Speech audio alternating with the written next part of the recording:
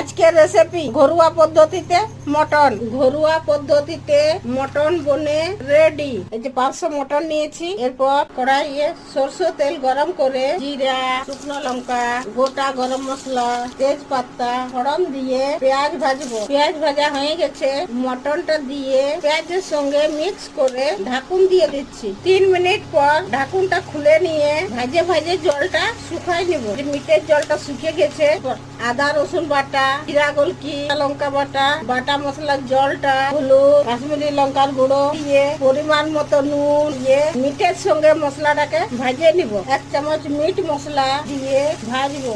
একটা পেঁয়াজকে গ্রেট করে নিয়ে দিয়ে আবার 5 মিনিট ভাজে নিব। পেঁয়াজ দিয়ে 5 মিনিট ভাজে নিয়ে গরম জল দিয়ে ঢাকুন দিয়ে 25 মিনিট সিদ্ধ করে নিব। 25 মিনিট পর ঢাকুনটা খুলে নিয়ে গোটা গরম মশলা বাটা আর ধনিয়া পাতা দিয়ে মিক্স করে আঁচটা বন্ধ করে দিয়ে নাভায় আর বাটে নিব। ঘরোয়া পদ্ধতিতে মটন বনে রেডি।